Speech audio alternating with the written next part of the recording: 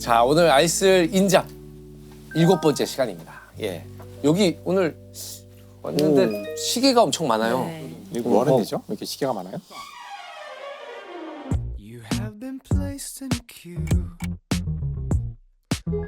Your call is valuable. It's very valuable. 이효 선생님 그 시대는 시계가 굉장히 귀하지 않았어요? 그때가 뭐지? 갑오경장 때인가? 뭐 언제지? 아니 별 차이도 안 나는데 뭐 물론 귀하긴 했어요. 근데 부정은 안 하죠.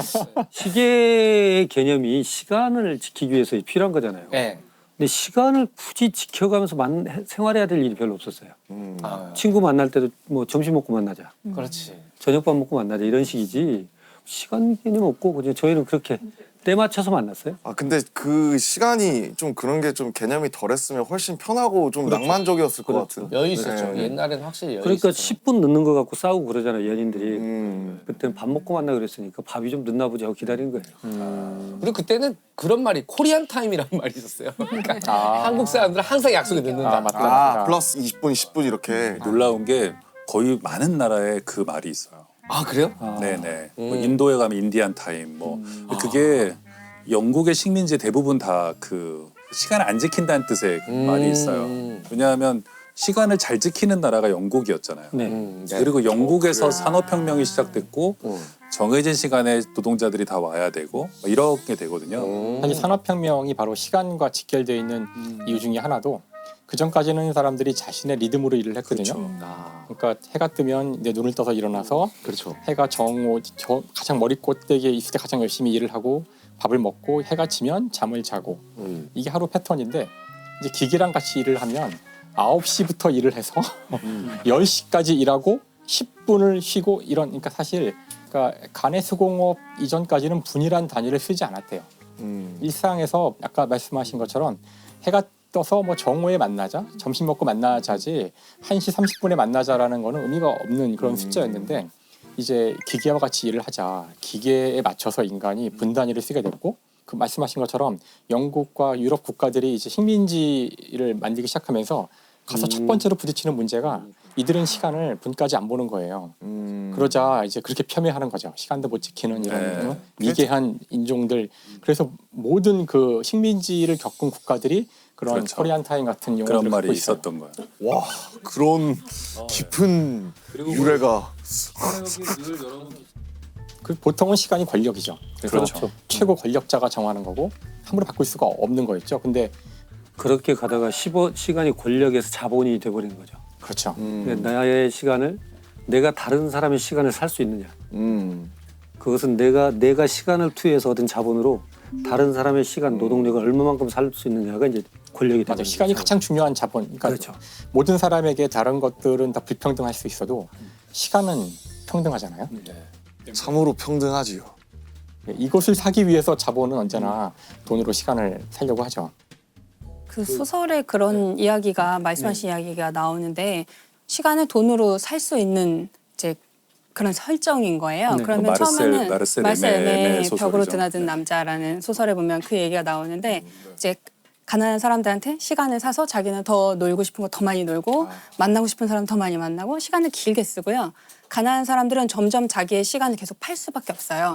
그래서 예를 들어서 뭐 한 달이 어떤 그 기준이라고 하면 한 달의 말일쯤 되면은 자기는 없는 거예요. 너무 많은 시간을 팔아서 마지막 며칠은 그냥 자기 인생에 없고 잠을 자는 듯이 그냥 눈 뜨면 다음 달 뭐 이런 식으로 자기 시간이 많이 없어지는 거예요.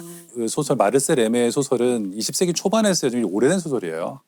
그냥 특이한 소설인데 저는 그게 좀 이상한 방식으로 실현되고 있다고 생각해요. 지금도 부자들은 남의 시간을 네. 사요. 사서 고용하죠. 물론 이렇게 별씨 노래처럼 32일이라고 33일이라고 막 이렇게 살아갈 수는 없어요. 근데 어떻게 하냐면은 예를 들면 저는 스마트폰 같은 것도 네. 좋아요도 누르고 뭐도 하고 막 그걸로 뭔가를 많이 한단 말이에요. SNS도 하고 그러면 그거를 하는 회사의 주식은 오르잖아요. 그렇죠. 많이 사용하면 네. 그 안에서 그걸 많이 사용자가 자기 시간을 거기에 많이 투입해서 뭔가를 하면 할수록 그 어딘가에 있는 부자들의 시간은 늘어나지 않지만 돈이 늘어나죠. 그래서 원래 그 추천 알고리즘이라는 것이 우리가 어제보다 오늘 더 1분 더 유튜브를 보기를 보게끔. 바라는 네, 그런 알고리즘이거든요. 네. 누군가 참 그런 말을 한 적이 있는데 이 시대에 가장 똑똑한 사람들이 모여서 하는 일은 다른 사람이 단 1분이라도 스마트폰을 더 보게 만드는 방법을 찾고 있는 좀 너무 폄하하는 이야기 같지만 시간을 뺏기 위해서 어떤 전략을 그럼요. 만들어야 되는지가 이 시대의 화두가 된 거죠. 가장 희소한 자원이니까요. 지금 가장 많은 것들이 다 대량 생산되지만 시간이야말로 가장 희소한 자원이고. 가장 평등하고 네. 가장 네. 근데 그게 평등이지만 불평등하죠. 그렇죠. 가격과 어떤 의미에서는. 가치의 개념이 다르니까. 그러게요. 시간을 다루면 대부분 참 철학적이 돼요. 네. 왜냐하면 여전히 시간이 뭔지 모르거든요. 아 여전히, 그래요? 여전히 물리학은 시간이 뭔지 몰라요. 시간은 무엇인가? 이건 어떻게 정의 내려주고 있나요 지금? 그러니까 시간 우리가 지금 처음으로 정의하지 않고 이야기를 하고 있잖아요. 오 진짜. 시비 걸지 않고. 네. 네, 왜냐하면은 심지어 뉴턴조차도 시간을 정의하지 않았어요. 본인이 정의하지 않겠다고 썼어요 책에. 참 황당하죠. 왜냐하면은 모르니까. 네, 지금도 정의할 수가 없어요. 그러면서 하지만 뭔지 알잖아 하고 진행이 되죠. 네. 그게 너무 재밌죠. 물리라는 게 입자들의 움직임을 기술하는 학문인데 움직임은 시간에 따라서 바뀌니까 움직임이거든요. 물질의 어떤 그렇겠죠. 위치나 질량이나 네. 상태가 시간에 따라 변하니까. 변하는 건데 그 시간에 대해서 우리가 시간이 뭔지 말할 수 정의할 없는 수 상태로 없죠. 정의할 수 그렇게 없고. 시작하는 게 재밌죠. 심지어는 시간이 존재하는지도 모르겠다 그러는데 지금은. 그러니까 그래요? 제가 무도 상상을 해봤는데 굉장히 웃긴 상상이 떠올랐어요. 남자친구 여자친구가 만나기로 했는데 남자친구가 늦게 온 거예요. 여자친구가 왜 늦게 오냐 했더니 시간이란 뭘까? 너는 시간을 아니? 아 진짜 시간은 존재하지 않아. 시간은 사실 존재하지 않아. 물리학자 안에 김상욱 이유가 교수님도 시간이 뭔지 모른다 그랬어. 이러면서. 그리고 그 데이트는 한 11시간 정도 진행이 되는 거죠. 네. 이 이야기는 잘못됐다고 생각해요. 왜냐하면 그런 말을 하는 사람 여자친구가 있지 않을 텐데. 그만큼 본질적인- 평등하지 않군요. 심채민 박사님, 우주에서도 시간이 중요한가요? 우주에서는 왠지 그냥 낮인지 밤인지 애매하잖아요. 그렇네요. 네. 네. 우주에서 지구랑 교신을 많이 할 때에는 너무 중요하죠. 네. 당장 다음 해야 될 일은 무엇인지 아니면 다음 궤도로 지금 들어가야 되는지 나중에 들어가야 되는지 지구랑 계속 교신을 해야 돼요. 우리 다누리가 달 궤도에 들어갈 때 지구랑 교신을 제 시간에 하지 못하면 그냥 놓치고 그냥 달을 지나가 버리는 거거든요. 여기까지 힘들게 갔는데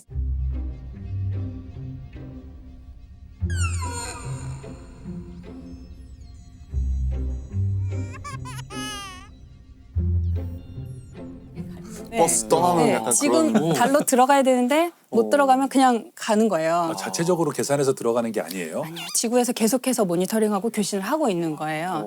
그러니까 어떤 모드에서가 되면 이런 일을 하고 뭐 이런 식으로 미리 프로그램 해놓지만 결국에는 사람이 계속 지켜보는 거거든요. 그래서 그 저 SF 영화 같은 거 보면 제일 위기의 순간이 지구랑 교신이 끊기는 순간이죠. 맞아요. 정확해요. 그 예. 고립과 지금 내가 어디에 있으며 알 지금 수가 없죠. 일단 더 큰 문제가 전 영화 마션 볼 때 물론 네. 알고는 있었지만 참 영화를 보니까 다시 깨닫게 되지만 이 딜레이가 있다는 거. 그러니까 네. 우리는 워낙 평소에 빛의 속도가 워낙 빠르기 때문에 무언가 전화를 걸거나 이럴 때 딜레이가 있다는 느낌이 별로 없이 살아가는데 이야기를 하면은 바로 신호가 가는 게 아니라 빛이 거기까지 전파가 가는데 시간이 걸리거든요. 몇 분 분 정도? 정도? 예. 그래서 생각보다 짧은데요? 우리가 만약에 지금 얘기한 대로 뭔가 로봇가 움직이고 있는데 야 오른쪽으로 틀어 했는데 이미 몇 지나고 분이 지나야 네.